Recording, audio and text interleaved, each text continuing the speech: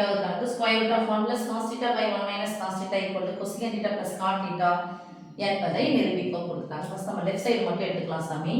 Left side எடுத்துக்கிட்டு 1 plus cos theta by 1 minus cos theta.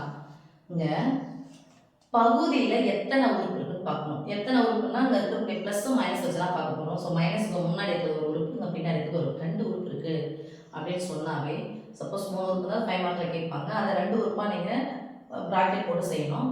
இதில் ரெண்டே உறுப்பு அந்த ரெண்டு உறுப்பையும் என்ன பண்ணணும்னா இங்கே இன்ட்டு போட்டுக்கோங்க. பை இருந்துச்சுன்னா டக்குன்னு இன்ட்டு போட்டுக்கோங்க. இன்ட்டு போட்டுட்டு இது அப்படியே எழுதுங்க. அங்கே மைனஸ் இருந்தால் ப்ளஸ் போடுங்க, ப்ளஸ் இருந்தால் மைனஸ் போடுங்க. இதனுடைய எதிர் என்ன சொல்லுவாங்க?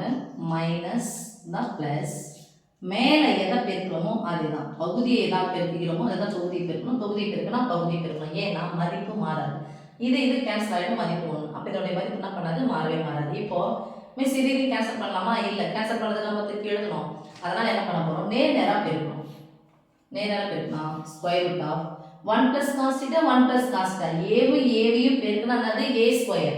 அப்போ இந்த ரெண்டு உறுப்பு ஒரு ஃபுல்லாகவே ஏவன் எடுத்துக்கினா ரெண்டு உறுப்பு என்ன பண்ணணும்? இந்த ஹோல் ஸ்கொயர். ரெண்டு முறை வந்துட்டு 1 plus cos theta இரண்டு முறை வந்துச்சுன்னா என்ன பண்ண போகிறோம்? இந்த ஹோல் ஸ்கொயர்.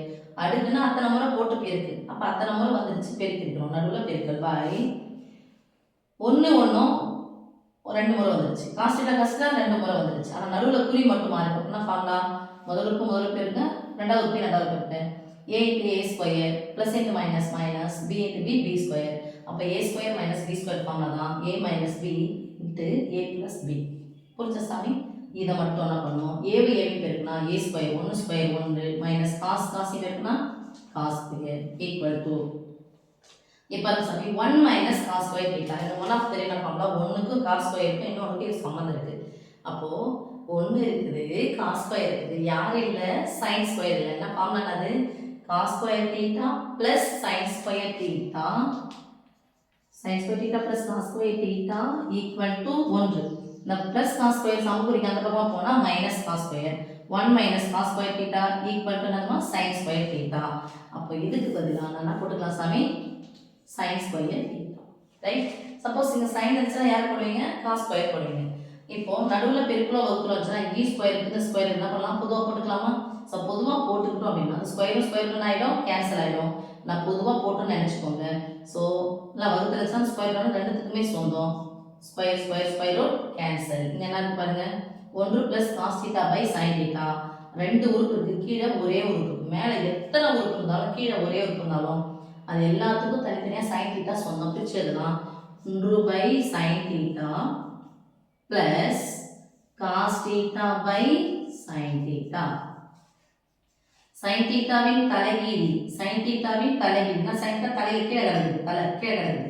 அப்போ sin thetaவின் தலைகீழ் cosecant theta plus cos theta by sin theta. யாருடைய தலைகீழ்? tan thetaவின் தலைகீழ். இல்லைனா cos theta by sin theta என்னது? cot theta. இதான ரைட் சைடு எழுதி சொல்லிக்கிறாங்க.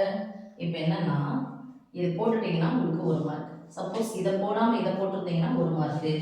ஆன்சர் இது மாதிரி பிரிச்சு எழுதிங்கன்னா 1 மார்க் 2 மார்க் தருவாங்க. நிரூபிக்கப்பட்டது என்பதை நிரூபிக்கவும் சொல்லியிருக்காங்க. ஸோ நிரூபிக்கப்பட்டது. ரைட்?